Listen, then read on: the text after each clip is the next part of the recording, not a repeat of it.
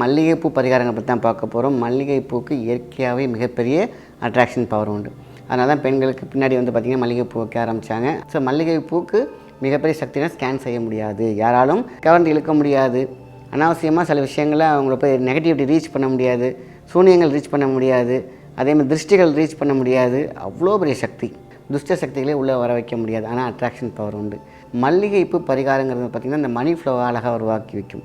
இப்படி மல்லிகைப்பூவை நாம் ஹால்லையோ இல்லை தெய்வரையிலையோ வைக்கும் பொழுது மணி ரொட்டேஷன் அவ்வளோ அழகாக வரும்.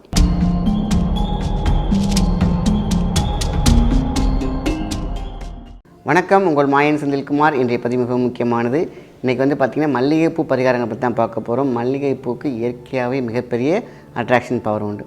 அதனால தான் பெண்களுக்கு பின்னாடி வந்து பார்த்திங்கன்னா மல்லிகைப்பூ வைக்க ஆரம்பித்தாங்க. அவங்களுக்கு சிறுமுலை பெருமுலை எல்லாமே வந்து பார்த்திங்கன்னா ஒரு மிகப்பெரிய ஒரு சக்தியை கொடுக்கும் அப்படிங்கிறதுக்காக தான் அந்த காலத்தில் அவங்களுக்கு வைக்க ஆரம்பித்தாங்க. ஸோ அவங்களால தெளிவான சிந்தனை செய்ய முடியும், ஒரு மிகப்பெரிய சக்தி இருக்கும், ப்ரொடெக்ஷன்.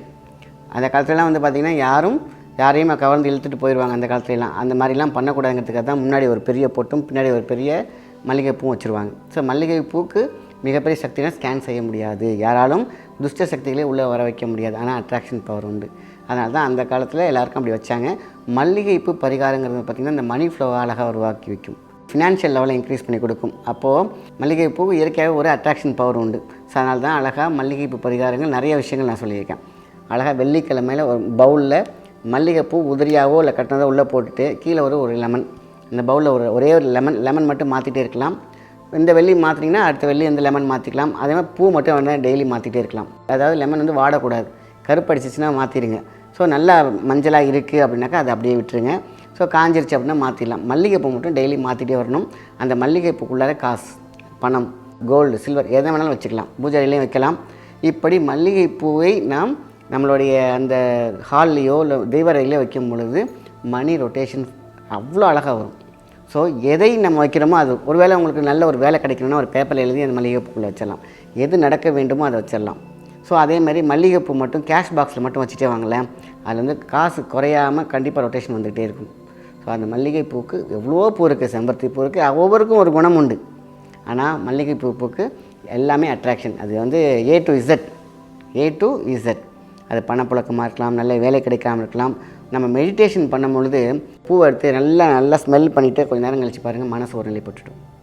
காரணம் அதில் இருக்கக்கூடிய எசன்ஸ், அதோடைய ஸ்மெல் இருக்குது பார்த்திங்களா, அது மனசை ஒருநிலைப்படுத்த வைக்கும், சக்தியை அதிகப்படுத்த வைக்கும், உடம்பில் இருக்கக்கூடிய தீய சக்திகளை ஓட வைக்கும். அப்படி ஒரு பெரிய விஷயம். ஏன்னா இந்த அரோமா அப்படின்னு சொல்லி அரோமா தெரப்பின்னு ஒன்று இருக்குது, அதில் மல்லிகைப்பூ மிகப்பெரிய ஒரு பங்கை வகிக்கிறது. ஸோ அதனால தான் இந்த மல்லிகைப்பூக்கு அவ்வளோ பெரிய ஒரு சக்தி உண்டு. நம்ம இதுமாரி ஒரு பவுல்லையும் போட்டு வைக்கலாம், அதேமாதிரி கேஷ் பாக்ஸில் போட்டு வைக்கலாம், வியாபார ஸ்தலங்களில். அதான் நீங்கள் ஜென்ரலாகவே பார்த்தீங்கன்னாக்கா அந்த காலத்தில் கல்லாப்பட்டியில் பார்த்திங்கன்னா ஒரு கட்டின பூ கொஞ்சோண்டு போட்டு வச்சுருப்பாங்க.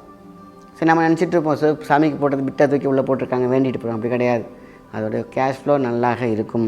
ஸோ அதேமாதிரி லெமன், எலுமிச்சம் பழத்துக்கும் பூவுக்கும் மிகப்பெரிய சக்தி உண்டு.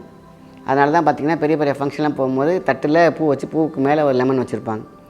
ஸோ அது காரணம் என்னென்னாக்கா எதை நினைத்து வைக்கிறோமோ அது அதுவாக நடக்கும், அந்த சக்தியை கொடுக்கக்கூடியது. அதனால தான் அந்த காலத்தில் பெண்களுக்கு வச்சாங்க. ஏன்னா அவங்க வீடை நிர்வாகம் பண்ணுவாங்க, மற்றவங்கள வேலை போய் நிர்வாகம் பண்ணுவாங்க. எதை முக்கியமாக கொடுத்தோமோ அதுக்கு அவங்களுக்கு வச்சாங்க. அதேமாதிரி பூஜை அறையில் நீங்கள் பார்த்தீங்கன்னாக்கா முக்கியமாக இங்கேருந்து தெய்வ அறைக்கு போகும்போது பார்த்திங்கன்னா மல்லிகைப்பூ அதிகமாக யூஸ் பண்ணுவாங்க. எல்லா பூவும் நன்றாக உள்ளது தான், அதிக சக்தி வாய்ந்ததான். மல்லிகைப்பூ அப்படின்னு கேட்டிங்கன்னா அதுக்குள்ள குணம் ஸ்கேனே பண்ண முடியாது.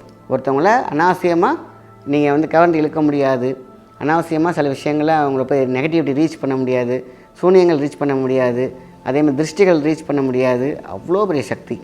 அதான் முன்மண்டையில் மஞ்சள் குங்குமம் வைத்தார்கள், பின்னாடி பூ வச்சாங்க. காரணம் 2 சைடுமே ப்ரொடெக்ஷன் பண்ணி ஒரு குடும்ப பெண்ணாகவே வாழ வைத்தார்கள். காரணம் எந்த நெகட்டிவிட்டியோ வேறு தப்பான பார்வைகளோ அவங்கள டிஸ்டர்பே பண்ண முடியாது.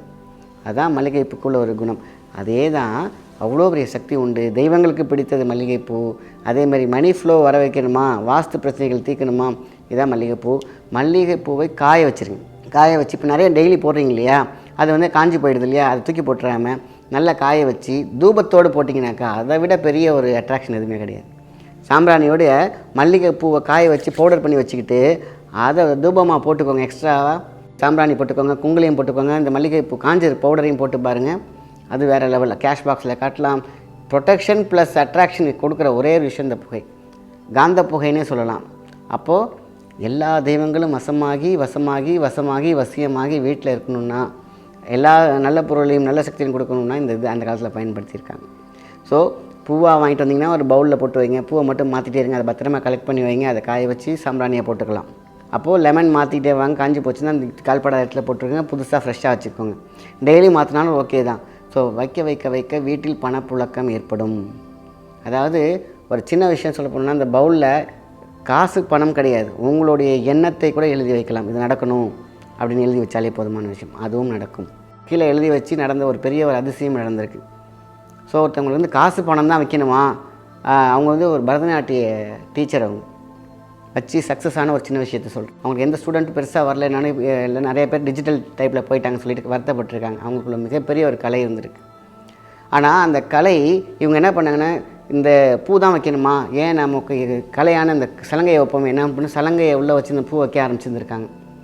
நாளடைவில் என்ன ஆரம்பிச்சிருக்குனாக்கா, இவங்க என்ன பண்ணியிருக்காங்க, ஒரு கோயிலில் வந்து ஒரு நடனம் ஆடிட்டுருக்காங்க. அங்கேருந்து ஃபாரின்லேருந்து ஒரு ஆள் வந்து பார்த்துருக்காரு. அவங்களுடைய ஸ்பெஷல் என்னென்னா, கலர் பவுடரை தூக்கி போட்டு நடனம் ஆடி அந்த வரைகலையை கொண்டு வர்றது. அதெல்லாம் அந்த காலத்தில் இருந்துச்சு, இப்போலாம் இல்லை. வேறு யார்கிட்டையும் இப்போ கற்றுக்கவும் இல்லை. அதை பார்த்து வியந்து போன அந்த வியட்நாம் வெளிக்காரர் வந்து அதை வந்து பார்த்துட்டு அதை வீடியோ எடுத்து அவங்களுடைய சேனலில் போட்டு அது பப்ளிக் ஆகி இன்றைக்கி வந்து அவங்களுக்கு வந்து எண்ணற்ற ஸ்டூடெண்ட்ஸ், எங்கேயோ ஒரு தூரத்தில் இருந்தவங்க இன்றைக்கி எங்கெங்கேயோ பல்கலைக்கழகமாக பரதநாட்டியம் எடுத்துட்டோம்னா கலை ஆடுற கலை மட்டும் கிடையாது, அவங்க உள்ளார என்னென்னமோ கிளாஸ் எடுக்கிறதுலாம் பறந்துட்டுருக்காங்க, அவங்க பிஸியாக இருக்காங்க. இது ஏன் இந்த ஒரு கதையாக சொல்கிறோம்னா, இதுக்கு நடந்த கதை. மல்லிகைப்பூவுக்கு காசு பணம் மட்டும் வைக்கல, அவங்க கலையான சலங்கையே தூக்கி உள்ளே வச்சாங்க. அப்போது நடந்த உண்மையை தான் உங்களிடம் சொல்லிக் கொண்டிருக்கிறேன். அதனால் இது கை கண்ட ஒரு பரிகாரம் தான் மல்லிகைப்பூ பரிகாரம். ஸோ அதனால் உங்களுடைய எண்ணத்தை வையுங்கள், காசு பணம் வைங்க, கண்டிப்பாக மல்லிகைப்பூ மல்டிப்புளாக கொண்டு போய் நிற்குங்கிறது தான் முக்கியமான விஷயம். நல்ல விஷயத்தை மற்றவங்க ஷேர் பண்ணுங்கள். நன்றி, வணக்கம்.